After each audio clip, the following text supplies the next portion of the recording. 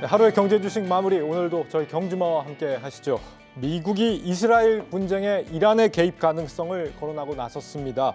이란이 참전하면 국제 유가가 배럴당 150달러를 넘어설 수 있다라는 전망도 주말에 나왔죠. 이란 자체가 산유국이고 세계 원유의 이 5분의 1이 호르무즈 해협을 지나기 때문이다라고 합니다.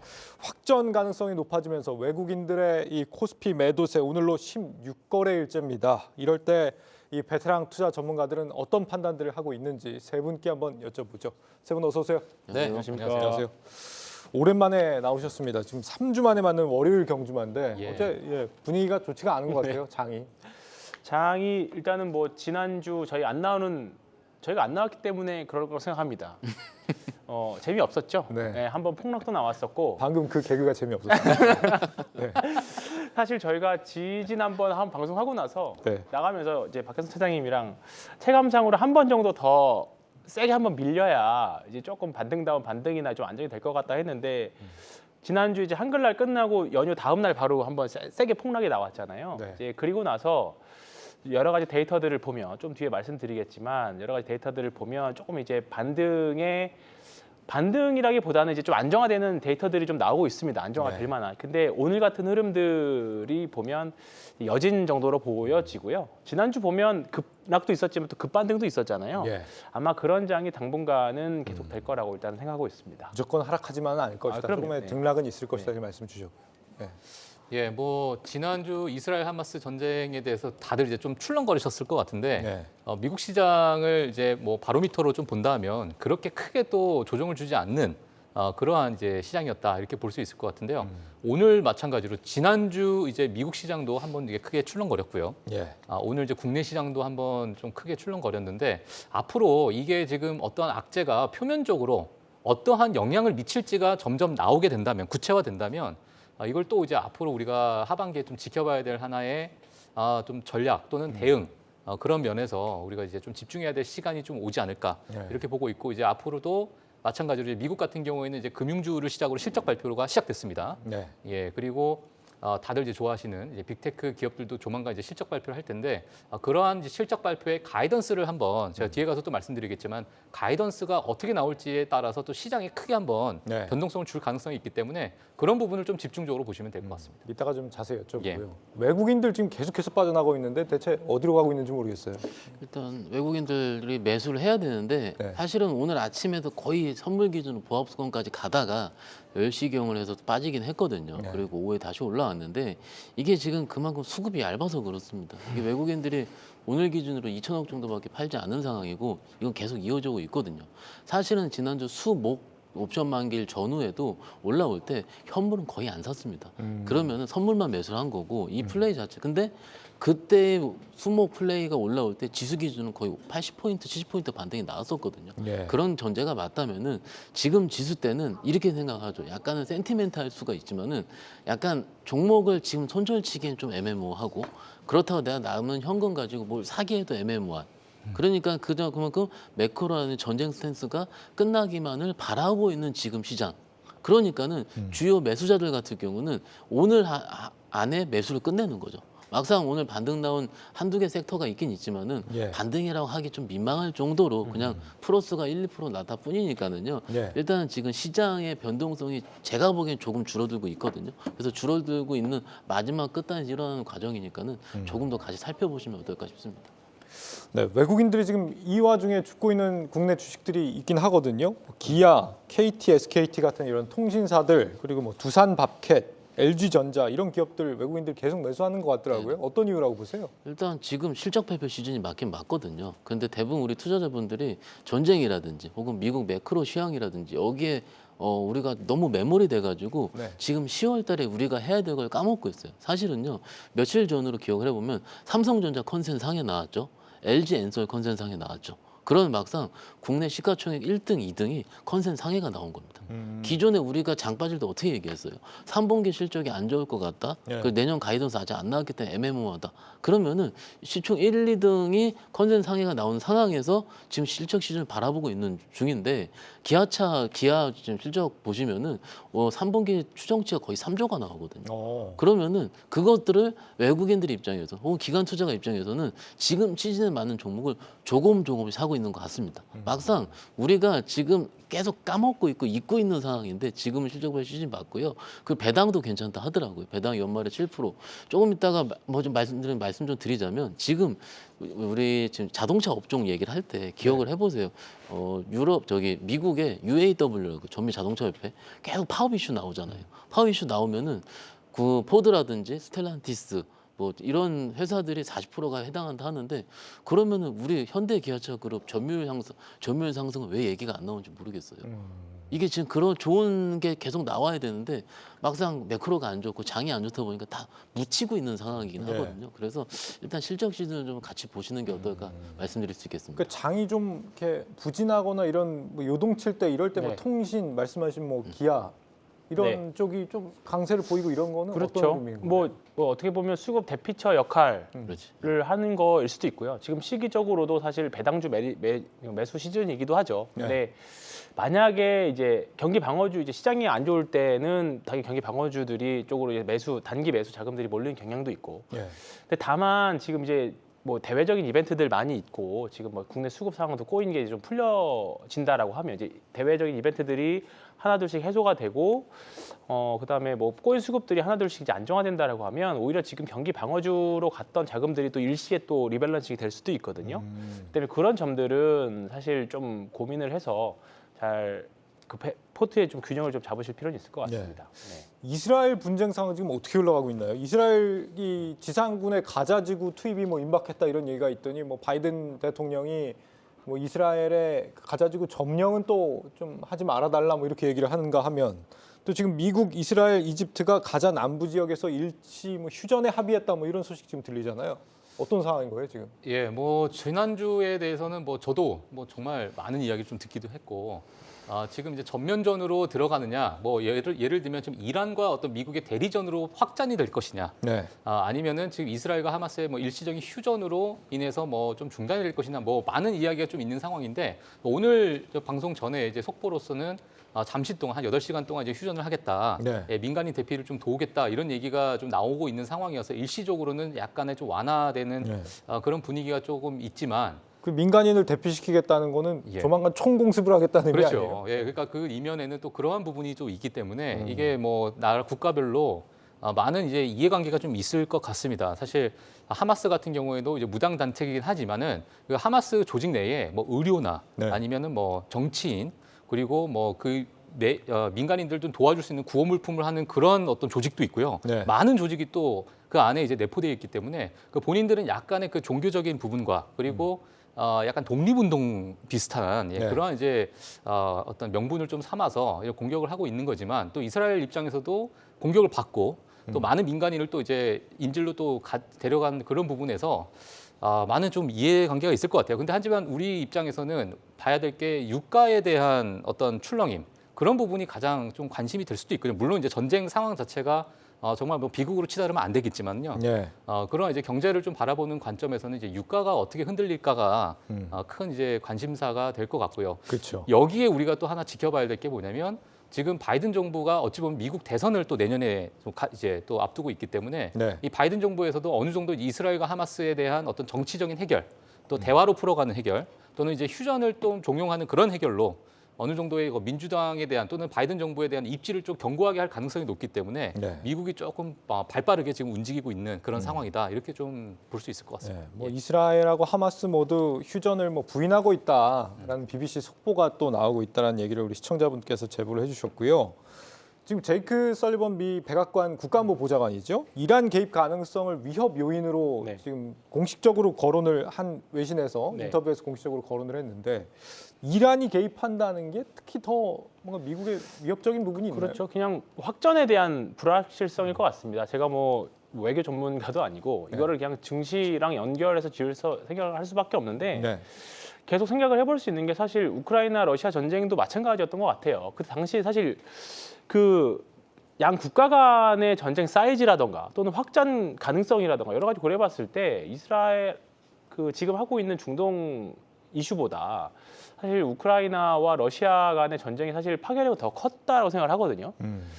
그래서 사실 이거를 우리가 주식시장에서 생각을 해봤을 때 냉정하게 생각을 해봤을 때 여기서 뭐 더 이상 뭐 크게 우리가 주식시장에서는 공포로 사실 해석할 필요는 사실 없다고 생각을 합니다. 그래요? 예, 다만 이제 좀 변동성들이야 좀 나올 수는 있겠죠. 유가라던가. 근데 러시아의 이 어떤 그 영향력과 지금의 영향력은 사실 조금은 좀 많이 사이즈에서 좀 차이가 있다 생각하고요. 다만 이제 이란이 확전이 돼서 만약에 이란이 확전이 되고 또 중동 전쟁이 더 커져서 정말로 세계 대전까지 확장되는 그런까지 간다라고 하면 사실 뭐 주식이 무슨 의미가 있겠어요.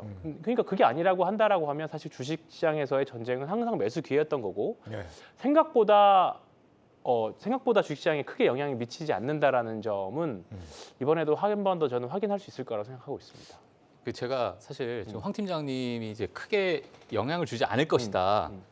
그래서 제가 그 미국의 그 여러 전쟁과 또 S&P 500에 대한 어떤 상관관계를 예. 제가 한번 본 게 있어요. 제가 네. 가지고 왔는데 지난 뭐 진주만 때부터 만약에 1941년 진주만 때부터 쭉 봐온다면 약 한 30번의 전쟁이 있었습니다. 물론 네. 크고 작은 전쟁이었겠지만 그 중에 전쟁이 일어난 날, 그 당일날 S&P 500이 떨어졌던 때가 한 25번 정도 되고요.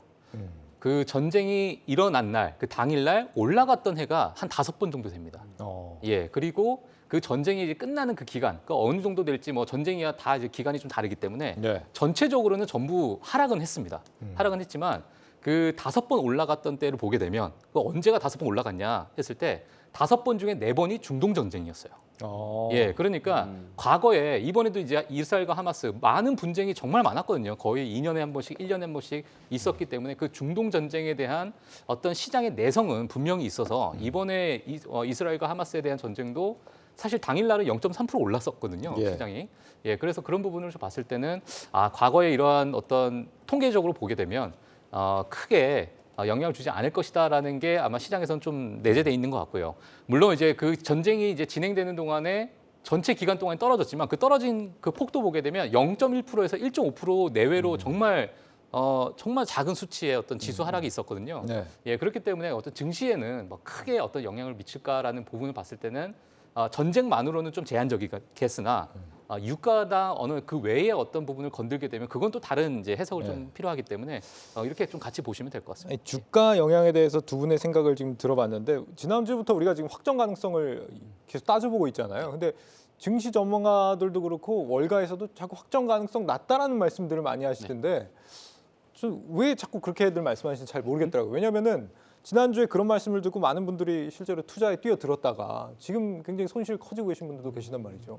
막상 지난주가 주가가 올랐고 목요일까지 금요일 날 빠졌기 때문에 지금 입장에서 손실이 커진다? 네. 제가 보기에는 종목 셀렉션의 문제지 않나 싶고요. 어떻게 보면. 그래요? 왜냐하면은 지금 큰 종목들은 그렇게 빠진 게 별로 없습니다. 사실은 주가가 빠져서. 그러니까 물론 개별 종목 국내에만 국한됐다고 말씀드릴 수 있겠고, 그리고 이제 이게 전쟁 리스크를 항상 이렇게 얘기를 하는데 항상 이게 며칠 후 혹은 몇 달 후에 괜찮아진다로 전제로 얘기를 많이 하지 않습니까? 예. 근데 그 중간에 변동성에 대한 부분과 내 포트는 좀 다를 수가 있어요. 만약에 예를 들어서 지금 만약에 오늘 작은 석유 관련주들이 지금 이틀째 지금 급등이 나오고 있거든요. 예. 그걸 들어갔다 치겠습니다. 그러면은 전쟁 스탠스가 줄어들긴 그 종목도 원위치하게 되거든요. 원위치하게 되면 마이너스 40%예요. 그러면 어느 게 맞겠나 싶은 거고, 그래서 종목별로 다를 수가 있다라는 부분, 그 종목별 셀렉션이 중요하다는 말씀드릴 수 있는데 지금 이제 막상 우리가 요 며칠 동안 기억을 한번 해보면은 막상 처음 이스라엘 팔레스타인 전쟁 나왔을 때 주가에서 첫째 날은 안 움직였고 둘째 날 움직였는데 움직인 게 유가 선물 움직일 때부터 주가가 반영을 했거든요. 그리고 그때 그 며칠 우리 장이 오르는 동안 이 며칠은 또 안 움직였습니다. 그리고 언제 또 움직였냐면 이란이 참전할 가능성이 주말에서 있기 때문에 그때 유가가 튀었거든요. 그럼 결국 핵심은 이란 참전 여부예요. 그렇죠. 그래서 아침에 약간은 외신들 보도 때문인지 몰라더라도 이란이 참전 안 할 것 같다라는 얘기가 좀 있으니까는 미국 나토 선물에 뛰기도 했었습니다. 그런데 이거는요, 제 여태까지 경험적으로 봤을 때 다 심리적인 장중 흐름이거든요. 막상 보면은 우리가 저 방송 전에도 말씀드렸다시피 이게 결국은 실적 이슈로 갈 수밖에 없어요. 예. 결국 이번 주 수요일부터 미국 다음 주까지 미국 웬만한 큰 회사 빅테크들이 실적 발표가 되는데 아마 그때 되면은 또 다른 이슈로 귀결될 것 같습니다. 물론 지금 86달러 정도 선물 기준으로 움직이고 있기 때문에 일단 지금 입장 크게 움직이지 않고 있다 말씀드릴 수 있고요. 그리고 최근에 있었던 2·8 전쟁은 2014년 7월로 기억하거든요. 그때는요 어떻게 움직였냐면 유가 오히려 빠졌거든요. 그때 14년 7월 달에는 제 기억으로 아마 미국의 셰일가스 있잖아요. 셰일가스 방출에 대한 부분 때문에 수급 논리로 계속 빠졌습니다. 그 물론 한 50일 정도 안에 끝나긴 했지만 예. 물론 그런 과거의 학습 효과가 있기 때문에 지금 대부분 증시 혹은 전문가님들 나오셔가지고 이렇게 얘기하는 건 하는데 예. 결론적으로는 일단 실적 이슈가 가장 맞겠다 말씀드릴 수 있겠습니다. 사실 뭐 오늘 비주얼로 보면은 중동 전문가 같이 보이세요, 세 분 다. 약간 그런 느낌인데. 네, 그 지금 유가를 보면 이제 80달러 중반선에 지금 와 있다고 말씀하셨지만 블룸버그에서는 150달러까지도 갈 수 있다 이러고 있잖아요. 그럴 가능성도 있는 건가요? 예, 지금 뭐 저도 이제 그 기사를 좀 봤는데요. 네.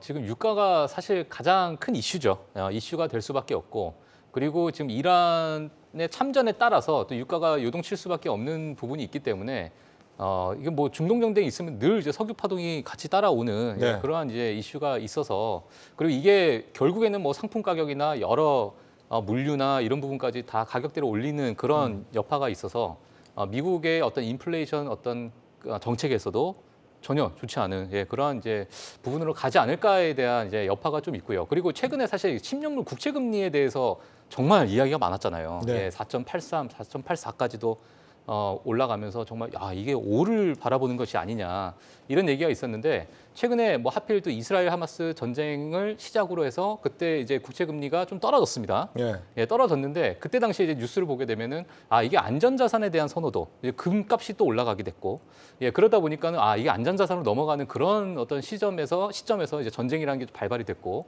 이런 것이 아니냐 했는데, 사실 그 안전자산이라고 하게 되면 그 위험자산이라는 그 주식시장은 또 폭락을 해야 되는 게 그 논리적으로 맞는 거거든요. 예. 하지만 또 주식시장은 또 괜찮았어요. 어. 그렇기 때문에 이건 또 다시 안전자산으로의 흐름보다도 연준의 어떤 매파, 그때 당시에 또 연준의 매파 이제 위원들이 나와서 연설을 좀 하셨습니다. 그때 네. 이거는 좀 어느 정도는 이제 금리 인상에 대해서 약간은 좀 보수적으로 움직일 필요가 있지 않겠느냐 이러한 이 뉘앙스로 나왔기 때문에 이번에 어떤 국채금리 하락은 어느 정도 연준위원회 어떤 말에서 좀 작용됐을 가능성이 좀 크다 이렇게 보는 것이 좀 맞을 것 같고요.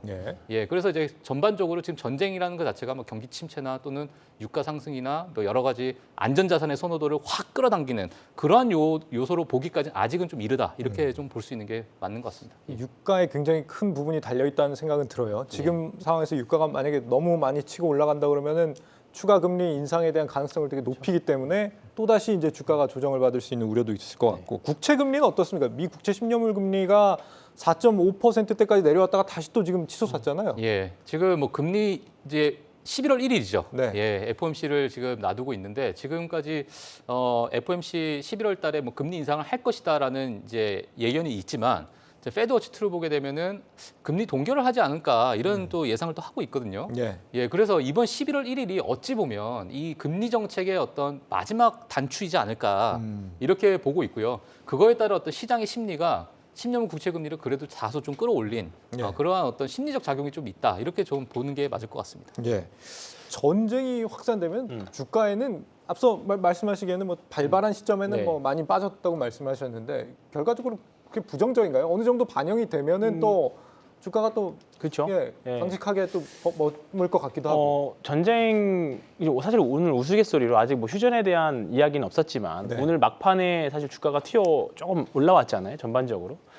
이제 그 휴전에 대한 일단 뉴스가 나오면서 이 진위 여부는 좀 더 확인을 해봐야 되겠지만 올라오면서 사실 주가가 반영을 했고 지금은 좀 예민하게 반영하는 것 같아요. 근데 우리가 지금 러시아 우크라이나 전쟁 지금 여전히 진행 중이지만 사실 휴전한 거 아니야라는 생각이 들 정도로 사실 이제는 더 이상 뉴스에도 안 나오잖아요. 전용 뉴스에도 잘 안 나오고 그런 것처럼 오히려 이제 더 확정이 돼서 정말로 이제 더 크게만 확정이 되지만 않는다라고 하면 초기의 변동성에만 사실 영향을 줄 것 같고 그냥 경험적으로는 사실 전쟁으로 인한 하락은 항상 매수 기회였다는 거. 외부적인 것도 뭐 미국이 침공 받았을 때도 사실 네. 다 정말 그때 정말 세계전 나는 거 아니야라고 했지만 그때가 결론적으로는 매수 기회가 됐었던 거죠. 네. 다만 아까 제가 서두에 말씀드렸던 이제 수급에 대한 이야기가 사실 저는 제일 중요하다고 생각합니다. 특히 10월 달은 더더욱 그렇다고 생각하는데 이게 주식시장이라는 게 우리나라 특히 한국 시장의 변동성이 큰 이유가 한국 시장만의 좀 특징인 것 같아요. 그러니까 우리나라 사실 오늘 이렇게 급하게 이렇게 변동성을 보일 이유가 있었을까? 또는 지난주 화요일 날 급락이 나올 이유가 사실 뭐가 있었을까였거든요. 사실 미국 시장이 크게 빠지지 않았음에도 불구하고 한국 시장은 지난주 화요일 날 폭락이 나왔었고 네. 그리고 수요일 목요일은 또 급등이 나왔죠. 왜 이러는 겁니까? 네, 그러니까 요런 부분들인데 지금 결국은 이게 신용잔고나 레버리지에 관련된 문제인 것 같아요. 그리고 10월 달에 대한 이제 10월에 보여주는 전형적인 문제들인데 주식시장이 올라갈 때는 신용잔고가 결국은 가속 페달을 더 밟게 해줍니다. 네, 불의 부스터를 써서. 근데 하락할 때는 또 반대에 이제 더 가속을 더 하락 부스터를 쓰죠. 그런데 아까 제가 서두에 이제 조금 변동성이 완화되는 국면이 들어왔다고 말씀드린 게 뭐냐면 네. 신용잔고가 한 달 전에는 한 20.5조 정도 됐었습니다. 20.5조였는데 이제 저는 고점 대비해서 한 10% 정도가 줄면 조금 급락이 좀 이제 나올 확률이 좀 줄어든다라고 생각을 하거든요.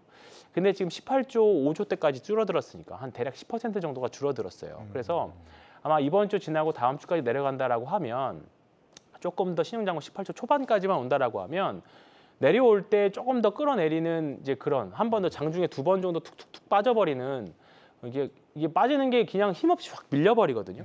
이제 그런 이제 일은 조금은 이제 조금 없어질 것 같다라는 생각이 조심스럽게 들고요. 예. 그리고 계속적으로 예수금 대비 미수금 대비 반대매매 비중이 계속 10%대 넘었던 게 한 일주일 정도 지속이 됐었어요. 예. 이게 일주일 정도 나왔기 때문에 지금 정도면 일단은 정말 악성으로 되는 그런 약간 신용 물량들 시장에 반등하면 꼬꾸라져 버리게 나오는 그런 뭔가 투하돼 버리는 그런 물량들은 조금 해소된 것 같다. 다만 문제는 뭐냐면 지금 거래대금이 15조 대밖에 안 나오고 있거든요. 예. 그러니까 결국은 거래대금이 줄었다는 거는 매수세가 없다라는 겁니다. 그게 가장 큰 것 같아요. 계속 20조 원 더 넘었던 게 10월 달 들어서면서부터 15조대로 줄어들었어요. 그러면 그러니까 지금 우리가 계속 이야기하고 있던 전쟁이라든가 금리에 대한 이런 부분들이 매수를 해야 되는데 굳이 매수 버튼을 안 누르게 만드는 거죠. 그러니까 매도하려고 하는 대외적인 효과로 인해서 매도하려고 하는 그 주체나 물량들은 많은데 매수를 하려고 하는 주체가 없다 보니까 그냥 조금만 물량이 나와져 버려도 생각보다 많이 빠져버리는 또는 지난주 화목처럼 조금만 사도 그냥 확 올라가져 버리는 그런 네. 상태가 좀 됐다라는 거죠. 근데 이런 부분들이 당분간은 조금은 더 진행될 것 같은데 우리가 10월 초반에 겪었던 그런 급등락은 우리가 지금까지 말했던 대외적인 요소가 더 크게 확전되기만 않다라고 하면 조금은 완화될 것 같다는 생각이 좀 듭니다. 그나마 좀 신용잔고 네. 비중이 줄고 있다는 좀 네. 위안이 될 만한 말씀을 주셨고요. 이번 사태가 우리 반도체 기업들한테도 타격을 줄 수 있다 뭐 이런 얘기도 있는 것 같아요. 이스라엘에 공장을 짓는 인텔이 타격을 받으면 우리 뭐 삼성전자, 하이닉스 공급에 차질이 올 수 있다 이런 의견도 있는 것 같은데 어떻게 보세요? 뭐 충분히 그 말씀하실 만한 내용이긴 하고 인텔 R&D 센터도 다 거기 있다고 하더라고요. 네. 그러면 이제 완성업체 만든 우리 입장에서 봤을 경우에는 충분히 문제가 있을 수 있는데 근데 막상 우리가 반도체주 얘기를 할 때는 경기 많이 보고요. 네. 실적 많이 보거든요. 그런데 지금 입장에서는 어느 보고서를 살펴보더라도 3분기, 4분기 사이에 디램 가격 현물이 돌고 있다라는 건 여전히 진행되고 있는 상황이긴 하고 예. 근데 물론 여기서 이제 전쟁이라는 매크로가 나오게 된 거죠. 당연히 전방 산업이 덮여 있었기 때문에 수요 둔화가 된다면 충분히 꺾일 수 있습니다. 그렇긴 한데 일단 인텔의 비중이라니까 인텔에 납품하는 삼성전자, 하이닉스 비중도 아직은 확인되지 않은 상황이긴 하고요. 예. 그 반도체 경기가 그것 때문에 충분히 불안정할 수도 있긴 맞긴 하지만 일단 그런 걸로 지금 당장 예단하기에는 삼성전자 실적 발표가 3분기 도 잘 나온 것도 있고요. 물론 그리고 HBM 이런 것도 나올 수 있는 부분이 있긴 하기 때문에 일단 제 개인적으로 반도체는 조금 더 지켜봐야 되겠다는 부분입니다. 지금 아까 황 팀장님께서 말씀을 잘 해주셨는데 지금 10월을 지나가는 현재 입장에서 과연 어느 쪽을 내가 들고 있어야 되느냐, 어느 쪽이 마음이 편하냐에 대한 의견으로도 같이 할 수가 있는 거거든요. 그래서 지금 아까도 말씀드렸지만 새로운 뉴스 종목들이 어느 호재가 탁 튀면은요, 그것을 마지막으로 크게 빠져요. 오늘도 그랬고 지난주도 그랬고 종목 특히 바이오 종목 중에서 그런 얘기 많이 있었거든요. 그게 정말로 좋은 뉴스예요. 좋은 뉴스임에도 불구하고 장중에 거래 대량 거래가 터지면서 빠진다. 이게 지금 시장의 현실이거든요. 좋은 뉴스를 기다리고 있었던 겁니다. 그리고 그때는 나는 팔고 나와야지. 근데 플러스 한 5%에서 보합까지는 견디는데 마이너스 접어들면 다 던지게 되거든요. 예. 그런데 막상 반도체 종목들에서는 외국인 매수, 기관 매수 들어오니까 그런 현상은 안 나타나고 있어요. 예. 그러면 아직까지는 반도체 안에서는 일단 뭔가 새로운 뉴스, 내가 도망쳐야 되겠다 이런 뉴스는 매매도 그냥 나오고 있지 않기 때문에 일단 조금 더 지켜보긴 해야 되겠지만 일단 경기를 좀 확인하는 게 어떨까 말씀드릴 수 있겠습니다. 지금 해운업이 요즘에 좀 침체됐다 그러는데도 해운주들이 오늘 또 굉장히 급등을 했어요. 이번 분쟁하고 관련이 깊다라는 얘기가 있습니다. 확전이 되면은 이 호르무즈 해협, 그렇죠. 수에즈 운하 쪽이 뭐 봉쇄가 될 수 있다. 네. 이런 우려가 결국에는 뭐 선박 보험료를 지금 막 그렇죠. 끌어올리고 있다 그러더라고요.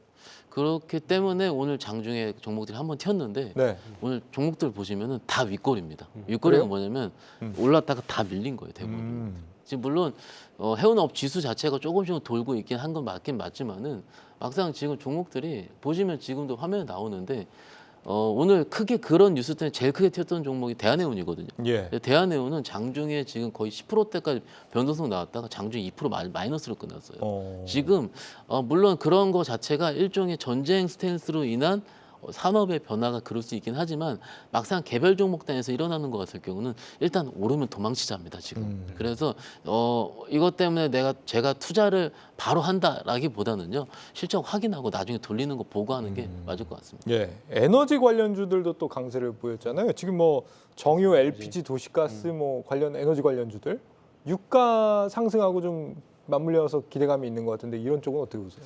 예, 뭐 지금 유가에 따라서 뭐 천연가스도 뭐 일시적으로 조금 빠져 있는 상황이긴 하지만 유가도 좀 출렁거리고 있고, 예, 유가도 지금 86달러. 예를 들어 브렌트유 같은 게 90달러 선으로 지금 왔다 갔다 하고 있는데, 예. 사실 지금 이 전쟁의 양상에 따라서 이제 크게 좀 변화가 될 것 같고, 앞서서 박현상 팀장님께서 말씀해 주셨지만은 어느 정도 수급이 또 들어오더라도 차익 실현 또 일시적으로 빠져나가는 또 물량이 또 있는 부분이 있어서 네. 그런 부분을 좀 이제 하셔야 될 것 같고요. 미국 같은 경우에도 지금 뭐 엑소모빌이나 쉐브론 같은 그런 에너지 관련 섹터들이 최근에 좀 좋긴 했습니다. 예, 좋긴 했고 물론 이제 유가가 이제 큰 변동을 주니 에너지 섹터도 이제 변동 주는 게 맞는데 과거에 그 미국의 어떤 2022년을 보게 되면 크게 시장이 좀 하락했을 때 관심을 가졌던 섹터들이 보통 또는 이제 좀 힘을 받았던 섹터들이 보통 에너지 섹터와 헬스케어 섹터였거든요. 예. 예, 그래서 이제 지난주 금요일에 아마 시장 보셨던 분들은 아시겠지만은 헬스케어 섹터와 이제 에너지 섹터 이렇게 좀 강세를 줬던 그런 부분이 있긴 하지만 그럼 이것이 계속 지속적으로 갈 것이냐라고 했을 때 저는 좀 퀘스천 마크가 있고요. 그래요. 예, 그래서 어느 정도 유가에 대한 부분은 이건 저희가 뭐 장담하기가 좀 네. 힘든 부분이 있기 때문에 약간은 조금 보수적으로 좀 접근하시는 게 좋지 않을까 이렇게 보고 있습니다. 오늘 움직인 종목들이 있어요. 네. 도시가스라든지 LPG, 석유 관련 종목들이 움직였는데 그 종목들이 지금 시가총액 5천억 넘는 게 별로 없어요. 그래서 오늘 장중에 어떤 식으로 생각이 들었냐면 지금 지난주부터 급등이 나오는 거 맞죠? 오늘 상한가 친 종목도 있고요. 그런데 그 종목들이 여기서 한 하루 이틀만 더 오르게 되면은 투자 주의 종목으로 지정이 되고요. 그리고 그 다음에 더 오르게 되면 경고 종목으로 지정이 되는 건 아실 거예요. 물론 거래소의 그 통계적인 부분 때문에 확인하시면 될 것 같은데 예. 여튼 일단 그렇게 경고라든지 이렇게 들어가기 직전까지 가게 되면은 이렇게 좀 매수세를 들어갔던 투자자들의 심리가 어떻게 바뀌냐면 경고 들어가기 전에 내가 그만 쉬어야 되겠다 합니다. 왜냐면 지금은요 만약에 이렇게 이것 때문에 에너지 관련주 오르려면 S오일이 강하게 올라야 되거든요. 근데 그렇지 않습니다. S오일 지난주에 그 이슈가 나오더라도 장주 6% 떴다가 3%로 끝났어요. 실질적으로 전쟁이 파생된 오늘도 기억해 보시면 비료 관련 섹터 중에 종목들이 움직였거든요. 다 윗골입니다. 막상 그 실적이 있는 종목들도 윗골이고요. 작은 종목들은 끝까지 올랐는데 이게 지금 심리고 수급인데 좀 약간은 아쉽긴 하지만은 지금 시장에서 워킹하시는 분들 같은 경우는 일단은 이런 종목들 좀 작은 것들을 내가 잠깐 들어갔다 나와야 되겠다. 전쟁 나고 유가 오르면 H모 종목 이런 식으로 그냥 일종의 이벤트성 플레이를 하는 거지 이게 실적의 연속성이 이런 거는 죄송하지만 조금 시간을 봐야 될 것 같거든요. 그래서 오늘 움직인 종목들은 좀 이런 결에서 보시는 게 어떨까 말씀드릴 수 있겠습니다. 예. 이스라엘 분쟁이 심화된다는데 웬일인지 방산주는 빠지는 느낌이에요. 방산주가 또 가야 되는 상황 아니에요? 그렇죠. 그런 부분들이 사실 좀 그러니까 이 주식시장 자체가 좀 약간 지금 합리적이 않다라고 생각이 좀 드는 거죠. 사실 네. 뭐 그 지난주 화요일날 보면 LIG 넥스원 정도만 제가 올라갔던 걸로 기억이 나는데 네. 사실 이렇게 되면 뭐 우리는 뭐 소위 작은 주식에서는 빅텍이라던가 뭐 휴니드라던가 그 다음에 뭐 말씀하셨던 하나 에어로스페이스라던가 이런 방산 주식들이 움직여줘야 되는데 그렇지 못하다는 게 뭔가 또 이렇게 보면 또 한국 주식시장도 굉장히 또 비합리적이다라는 생각을 할 수밖에 없는 상황입니다. 무슨 그러니까 뭐 폴란드에 또 뭐가 이슈가 있다고도 하던데. 네, 거기까지 제가 잘 네. 모르겠고.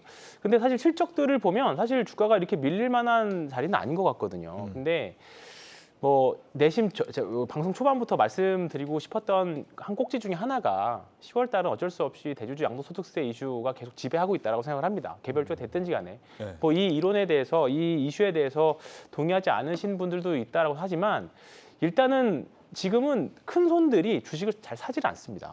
어떤 종목이 됐든 뭐가 됐든지 간에 그렇기 때문에 10월 달은 항상 조심하자라는 큰 결에서 보고 있고요. 뭐 우리 오늘 뭐 많이 올랐던 뭐 대성에너지도 오늘 많이 올랐었고 해운 주식도 실제로 해운 주식 오늘 한번 매수해 보는 거 어떠냐라고 사실 문의해 보신 분들도 있었어요. 네. 근데 정말 단발성 이슈로 끝날 것 같습니다. 약간 그렇게 말씀드렸는데 제가 오늘 종가를 본 건 아닌데 말씀하실 동안 제가 차트를 봤는데 정말로 그냥 다 또 결국은 또 그렇게 끝났는데 지금은 주식시장이 결국은 뭔가 이슈가 있어서 올라가면 현금 확보하려고 하는 시장이 굉장히 많이 된 그런 상황인 것 같습니다. 심리적으로. 그래서 대외적인 환경, 그러니까 아직은 주식을 뭔가 공격적으로 확 지르기에는 수급적으로도 그렇고 심리적으로 그렇고 지금 환경이 아니라는 거죠. 그렇기 때문에 뭐 그 주식이 방산 주식이라고 하더라도 지금은 어쨌든 주식 비중을 조금 줄이셔서 좀 리스크 관리에 더 계속 만전을 기해야 되는 시기가 아닐까 생각하고 있습니다. 전쟁 관련 테마에 이렇게 뭐 몰입해서 투자하는 거는 별로 좋은 그렇죠. 방법이 아닌 것 같다는 말씀을 사실 주시는 지난주에 기억을 해보면 네. 그 이쪽 방산 섹터가 뜰 때 어디가 빠졌는지 제 기억에 보면 엔터가 빠졌어요. 그게 굉장히 말이 안 되는 거거든요. 네. 근데 그 당시까지는 엔터가 굉장히 좋았습니다. 그렇죠. 그러니까 시간적인 측면에서 봤을 때는 우리가 이렇게 생각하는 거죠. 아 방산 살라고 엔터 팔고 가는구나. 물론 그게 누군지 알 수도 없고 그렇지만은 눈으로 보기엔 제가 그렇게 보여요. 그러면 그러면 어떻게 생각이 드냐면 그 전에 좋았었던 거, 그나마 시세가 좋았었던 거 팔고 이슈 플레이로 갔다가 거기서 윗꼬리가 또 빠지거든요. 그럼 다시 엔터가 올라오더라고요. 뭐냐면 계속 같은 자금을 가지고 순환매가 도는 겁니다. 그리고 올라갈 때는 실적에 대한 논리로 올라가긴 하지만 만약에 근데 실적이 올라가서 오버슈팅이 나왔다 칠게요. 오버슈팅이 나오면은 거기는 조금 차익실현이 좀 나오는 이런 좁은 박스권이 계속 나오고 있기 때문에 일단 조금 이런 결이 바뀔 때 올 겁니다. 조만간 바뀔 네. 걸 생각하는데 좀 그때 같이 대응해보면 어떨까 싶습니다. 그래서 뭐 여러 가지 지금 말씀들을 해주셨는데 그러면 지금 이 불확실한 시장을 어떻게 좀 대응들을 하고 계신지 한 번씩 좀 여쭙고 싶어요. 어떻게 대응하고 계신 거예요 지금? 일단 저 같은 경우는 개인적으로 지금 지수는 낮다라고 생각을 하거든요. 네. 2,400포인트, 2,435포인트니까는 사실은 2,400 초반대는요. PBR 기준 0.85 정도 그리고 PER 기준은 10배 언더예요. 근데 10배 언더나 PBR 0.8대에서 사면은요. 한두 달 안에는 항상 플러스가 났었습니다. 네. 그리고 그런 걸 때문에 차라리 개별 종목 플레이보다는 지수 플레이가 좀 난 것 같고 혹은 개별 종목 플레이를 할 수도 있겠죠. 고객마다 다 다를 수 있으니까. 그럴 때 여쭤볼 때 대답하는 거는 내가 좋아하는 것을 쭉 찍어놔라. 찍어놓고 빠질 때마다 분할 매수다. 약간 비겁할 수도 있어요. 그렇지만은 지금은요. 빨간불 나올 때 플러스 날 때 이런 이슈 때문에 들어가는 순간 물렸던 경험들이 지금 한 달 내내 그래갖고 9월 달부터 그렇습니다. 9월 달부터. 그러니까는 반도체면 2차 전지든 뭐든 내가 들어가고 싶은 거를 좀 빠질 때 천천히 분할 매수가 맞을 것 같습니다. 분할 매수 전략. 그렇죠. 예. 네. 예, 뭐 저는 사실 지금 시장을 바라보게 되면 좋은 게 있나?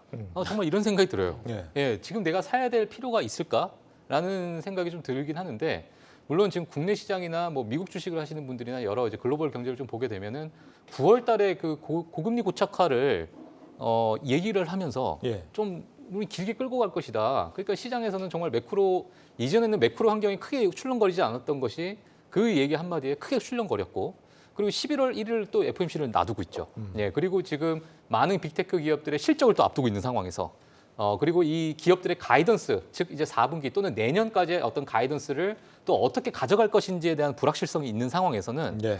지금 뭔가 우리가 공격적으로 투자를 해야 될 타이밍이라고 봤을 때는 저는 좀 아니라고 좀 생각이 들고 자 그렇다면 지금 상황에서 그러면 이런 부분들이 조금씩 해결이 되는데 그럼 우리가 어떤 공부를 좀 해야 될까라고 봤을 때 충분히 과거보다 좀 우량한 기업들이 정말 PER 자체가 예. 밸류에이션 자체가 멀티플 자체가 정말 좀 싸게 나왔을 때 예, 싸게 나온 그런 부분을 우리가 좀 공략을 해서 조금씩 적립식으로 좀 모아가는 부분이 좀 좋을 것 같아요. 물론 현금 비중을 과거보다는 좀 크게 좀 가져가는 게 맞을 것 같고요. 저 같은 경우에도 지금 빅테크 관련해서 뭐 알파벳 같은 경우에도 마찬가지로 지금 PER 밴드를 봤을 때 정말 지금 하단까지 좀 내려와 있는 상태거든요. 예. 엔비디아 같은 경우에도 이익 추정치가 상향 조정하게 되면서 PER은 상대적으로 좀 내려왔습니다. 지금.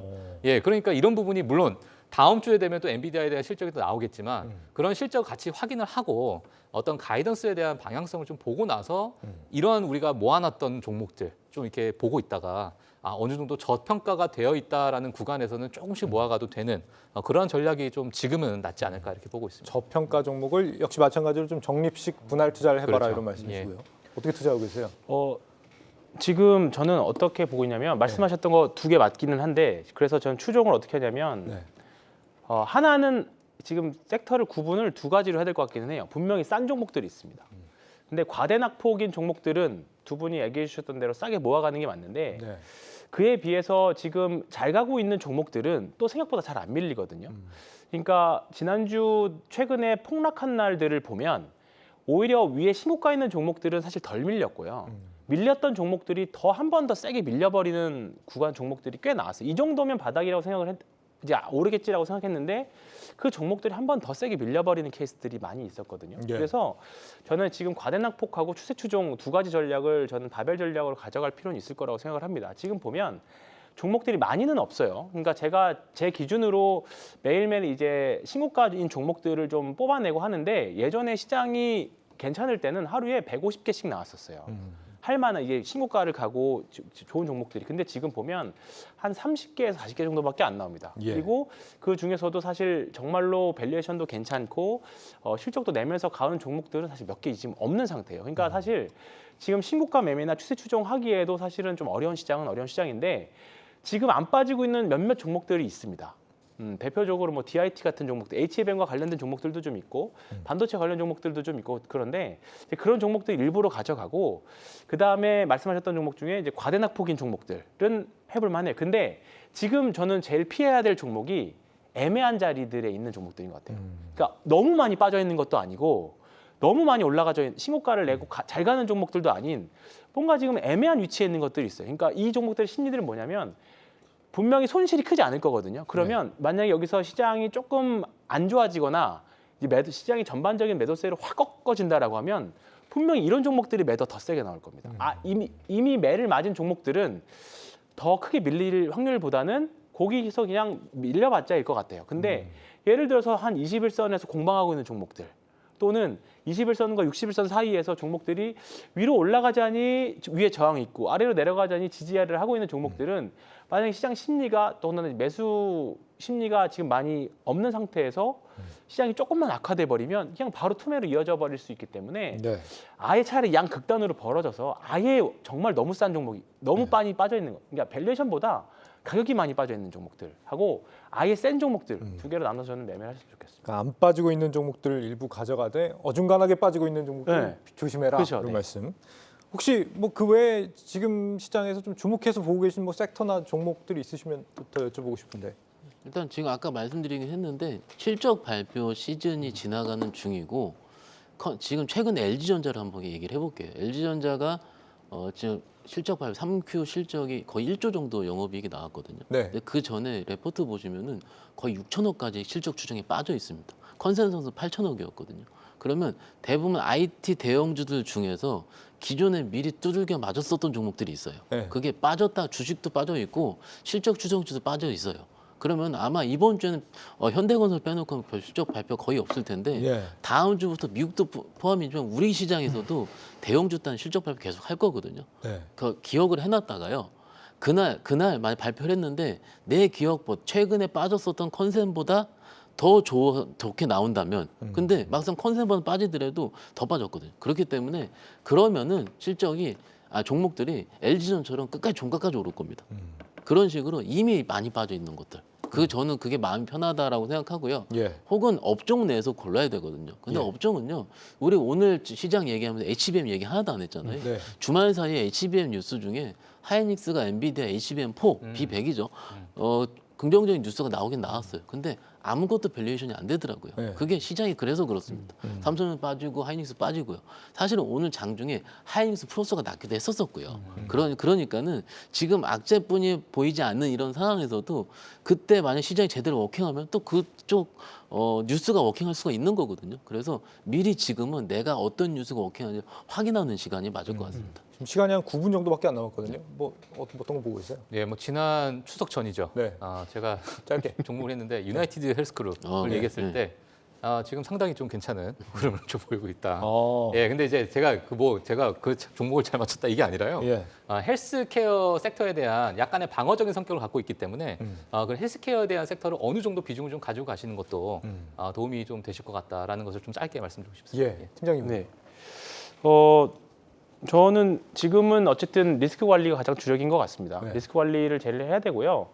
여차 지금 사실 현금을 조금 한 20% 30%라도 가지고 있으면 예. 사실 마음이 편하거든요. 그러면 사실 우리가 내동매매하지 않고 좀 이성적으로 보실 수 있습니다. 뭐 오르더라도 좀 더 비싸게 주고 사더라도 이제 바닥을 확인하고 사는구나 그렇게 생각을 할 수도 있고 좀 더 떨어지면 더 싸게 살 수 있네 그렇게 생각을 할 수 있죠. 근데 우리가 주식 100%로 너무 가져가게 되면 사실 우리가 선택의 여지가 운신의 폭이 좀 사실 좁습니다. 그렇기 때문에 그렇게 되면 사실 시장 폭락할 때 오히려 손절매하고 올라갈 때 따라잡아 버리고 그런 이제 악수를 또 들 수도 있기 때문에 사실 지난주에 그런 사실 효과가 좀 났죠. 화요일 날 폭락하고 수목 또 급등해 버리는 그런 그렇게 매매를 하셨다고 하면 사실 지금 주식시장 다 때려치고 떠나보고 싶은 마음이 아마 들으실 겁니다. 근데 그런 현상들이 아마 10월 달에는 폭은 좀 적더라도 그럴 확률이 매우 높다고 생각하기 때문에 지금은 일단은 리스크 관리하고 현금을 어느 정도 가져가실 필요는 분명히 투자를 있을 하지 것 같습니다. 말라는 말씀이세요, 그러면? 거기까지는 말씀 안 드리겠습니다. 네. 떠날 수는 없죠.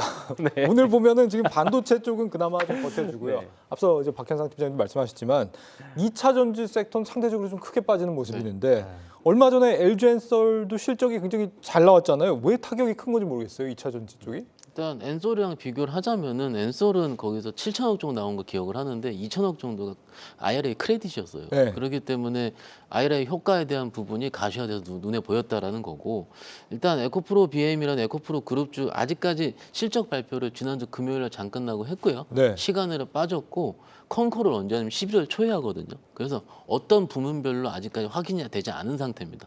그래서 지금 추정치를 그나마 추정을 하는 부분인데 뭐 유럽 전기차 판매 부진이라든지 그럼 당연히 배터리 셀 출하 부진 그리고 조금 추정을 하자면은 이쪽 에코프로는 에코프로 BM의 실적을 먹고 사는데 네. 에코프로 BM 쪽에서 우리가 항상 기대했었던 게 양극재는 좋은데요. ESS 쪽도 같이 기대를 했거든요. 예. 그런데 전동공구라든지 ESS 쪽이 부진한 게 맞긴 맞습니다. 그러니까 그쪽 추정치가 하회를 했기 때문에 기존의 컨센 대비해서 거의 반토막이 나온 상황이 나온 거거든요. 그러면 결론적으로 봤을 때는 ESS 전동공 다 좋아지려면 어차피 전방이 또 살아나야 되는 거고. 그래서 소비 침체라는 전방 침체에 대한 부분이 에코프로 양극재 쪽에서 들어간 거 아닐까라고 일단은 추측을 하는 부분입니다. 물론 리튬 가격 하락은 다 예. 확인한 부분이고요. 그래서 여기서 기준은 이겁니다. 이런 부분이 4Q까지 이어질 것이냐 아니냐 이거거든요. 근데 발표 이후에 오늘 여러 회사들에서 추정치가 쏟아져 나오고 레포트가 나왔는데 일단 어느 증권사에서는 4Q에는 반전될 것이다. 어느 회사에서는 그렇지 않을 것이다. 이런 부분이 다 나눠질 수가 있거든요. 예. 근데 이것을 확인할 수 있는 거는요. 또 말씀드린 회사의 가이던스입니다. 근데 그게 11월 초에 에코프로 그룹에 발표를 할 거니까는 오히려 지금부터 11월 초까지 이 시즌이 있잖아요. 이 시즌이 약간은 뭔가 확실한 부분이 좀 애매모호한 시점이 될 거예요. 예. 이때가 좀 우리 주가가 좀 개인적으로는 좀 어려운 부분이 많이 있으니까요. 11월 초까지 확인을 해보자라는 것으로 같이 말씀드릴 수 있겠습니다. 근데 원래 양극재가 2차 전지 핵심 소재라 그래가지고 뭐 굉장히 좀 셀업체보다도 강하다 이런 평가들이 네. 있었는데 지금 보면은 뭐 나오는 리포트들이 양극재 평균 단가 추가 하락이 예상된다. 뭐 어쩌다가 이런 얘기가 나오는 뭐 리튬 가격도 이제 하락을 했으니까 뭐 전반적으로 영향을 좀 있겠죠. 근데 경쟁자들도 많아지고 네. 이제 점차 사실 뭐 2차 전지에 대해서 말씀드린 건 참 조심스럽습니다. 저도 조심스러운데 지금은 종목에 대한 그러니까 에코프로도 사실 오늘 아까 제가 말씀드렸던 네. 에코프로가 오늘 아침까지만 사실 과매도였거든요. 그래서 이런 주식들은 내일 한 번 더 밀렸으면 네. 정말 사기 저는 좋았다고 생각합니다. 근데 오늘 막판에 또 올랐기 때문에 그 아마 아까 말씀하셨던 그 IR 할 때까지는 아마 오르락내리락을 반복을 할 겁니다. 근데 그런 이제 가이던스들이 사실 리튬 가격이 앞으로 좋아지면 이번에 사실 매출은 괜찮았는데 영업이익단이 사실 좀 별로 안 좋았잖아요. 그러면 앞으로 리튬 가격이 올라가면 영업이익은 다시 따라오지 않을까 그 생각을 하는데 사실 그거는 전제 조건이 올라간다는 전제 조건을 깔고 가는 거기 때문에 그게 안 됐을 때 사실 우리가 생각을 해봐야 되거든요. 그렇기 때문에 지금은 뭐 그만큼 올라갈 때도 엄청난 변동성을 가지고 올라갔던 거기 때문에 지금부터는 리튬 가격이 사실 이렇게 된다라고 하면 4분기 실적도 내년에 나올 4분기 실적도 리튬 가격이 만약에 평균적으로 올라가지 않는다라고 하면 사실 또 4분기 실적도 별로 안 좋을 수밖에 없는 현상이 되겠죠. 다른 사업치 또 튀어 올라오지 않는 이상. 그렇기 때문에 양극재보다 오히려 뭐 셋업체나 이런 쪽으로 그렇죠. 가야 되나요? 저는 지금 아까 우리가 얘기했던 싸다라는 관점에서 본다라고 하면 셀업체가 훨씬 더 좋은 것 같습니다. 네. 네. 에코프로 그룹주들과 함께 증권 업계에서 지금 오늘 목표가를 하향 조정한 업체가 또 있었는데 카카오입니다. 주요 자회사들의 지분 가치가 하락했다라고 하는데 이게 어떤 의미예요? 일단 주요 자회사들이 기본적으로 알고 있는 카카오 엔터라든지 네. 카카오 게임즈 기타 다른 회사 봤을 때는 좋지 않습니다. 그렇게. 그래서 카카오 게임즈 같은 경우에 재작년 고점 기준 거의 반토막 나 있는 상황이고요. 물론 게임사들은 우리가 아시다시피 다 그렇습니다. 이게 매크로를 먹고 살고 금리가 높았기 때문에 그쪽으로 밸류에이션이 안 되는 거고 인건비 부분도 다 똑같고요. 그런데 그쪽 트렌드 자체가 지금 조금 어렵게 돼요. 왜냐하면은 지금 그 검찰이 한 수사 부분까지도 봤을 때 지금 전반적으로 그룹에 우리가 뭔가 트렌드라든지 사업이 좋아야지 우리가 밸류에이션을 하고 좋게 되는데 네. 일단 지금 왔다 갔다 하고 있잖아요. 그러면은 일단 시장에서는 좋지 않게 보는 거죠. 왜냐하면 그 좋지 않게 보고 좋게 보고 차이를 우리 지금 표현으로는 멀티플이라고 그러거든요. 예. 근데 멀티플 자체를 좋지 않게 보는 거고 전반적으로 매크로가 쌓여있다는 부분도 우리가 네이버 카카오 얘기를 많이 하잖아요. 네이버 카카오가 움직이려면 제가 개인적으로 봤을 때는 아마존이라든지 그런 빅테크가 움직여야 되거든요. 근데 요 며칠 쉬잖아요. 그러면 그 움직이려면 또 금리가 또 빠져야 됩니다. 그래서 매크로에 덮여 있는 우리 빅테크 혹은 우리 플랫폼 관련주들이 좀 안타까운 거고요. 아까 말씀드린 대로 일단 3분기 실적 오늘 입장에서 봤을 때는 오늘 기준에서는 3분기 실적 추정치 다 하향이 나왔어요. 그래서 목표가가 빠진 거고요. 3분기 실적 추정 하향 같은 경우 자회사 실적 하향도 있긴 있지만은 기본적으로 톡비즈라든지 기존에 우리가 성장성으로 봤었던 그런 광고 이런 부분이 뭐 저기 성장성을 한 1%대? 아니, 10% 언더로 우리 생각을 하는 부분이기 때문에 성장이 20% 30% 나왔었거든요. 그래서 그거 하향이 떨어질 수밖에 없는 겁니다. 그래서 일단은 실적을 좀 확인해봐야 할 텐데 예. 시간은 좀 걸릴 것 같습니다. 예. 자, 2분 정도 남았는데 미국 증시에 이번 주에 실적 발표하는 기업들 많이 있잖아요. 네네. 테슬라, 넷플릭스. 네네. 이거 어떤 의미가 있는 겁니까? 우리가 어떻게 봐야 돼요? 예, 일단 뭐 지금 미국을 좀 보시는 분들은 뭐 가장 또 관심 있게 보시는 게 네. 지금 넷플릭스, 테슬라 또 그 외에 뭐 많은 종목들이 있겠지만은 좀 상징성이 있을 것 같아요. 예, 테슬라 같은 경우에는 현재 사실 올해 들어가지고 한 20번 가까이 정말 많은 그 가격 인하를 지속적으로 해오면서 지금 연초 대비해서 뭐 18%에서 20% 하락한 그 가격. 근데 이게 만약에 수요의 탄력성을 좀 부각시킬 수 있을 것이냐라고 했을 때 그렇지 않다. 그러니까 지금 월가에서는 야 오히려 이 가격을 가지고 광고를 해라. 이런 얘기가 나올 정도로 뭐 여러 가지 이제 어떤 경영적인 부분에서 어떤 구조 조정을 좀 원하는 투자자들이 많이 있다. 네. 이렇게 볼 수 있을 것 같고요. 넷플릭스도 마찬가지로 비밀번호 공유에 대한 또는 광고에 대한 개정. 그런 부분에 대한 그 현재 진행형이기 때문에 이번에 그 가이던스를 좀 봐야 된다. 하지만 네. 지금 월가에서는 좀 예상치를 좀 하향 조정했습니다. 예, 그래서 이런 부분이 아마 앞으로 향후 다음 주에 있을 또 빅테크 기업들에 대한 네. 실적 발표도 조금 참고할 수 있는 그런 방향성이 있을 거다 이렇게 볼 수 있을 것 같습니다. 이거에 따라서 우리 시장에도 영향받는 종목들이 또 나올 네. 거 아닙니까? 이거 뭐 어떻게 연결해서 봐야 돼요? 테슬라. 글쎄요. 뭐 지금 사실 보면 딱히 테슬라 오른다고 해서 우리나라 2차 전지 주식들이 올라가거나 네. 또는 내려가거나 그렇게 움직이는 것 같지는 않습니다. 물론 큰 흐름에서는 아닌데 단기적인 시야로는 지금 약간은 국내는 수급적인 요인이 더 반영되는 것 같아요. 그래서 이런 부분들이 뭐 조금은 이제 진정되는 국면이기는 한데요. 지금은 개별 종목마다 보면 지금 2차전지 주식들 보면 몇몇 종목들은 신고가를 가는 종목들이 있고 네. 어떤 2차전지 안에서도 어떤 종목들은 여전히 신저가를 내고 있는 종목들이 있거든요. 그렇기 때문에 지금은 개별 종목 단으로 그러니까 올해 상반기처럼 2차전지가 우르르 올라가는 것보다는 개별 종목 이슈로 접근을 하시는 게 지금 맞을 것 같습니다. 알겠습니다. 네, 남의 말에만 의지하며 투자하면은 요즘처럼 시장이 흔들릴 때 중심을 잡기가 참 쉽지가 않습니다. 자신만의 분명한 신념과 철학을 가지고 뚝심 있게 투자하셔서 좋은 결실 맺으시기 바라겠습니다. 내일 뵙겠습니다. 고맙습니다.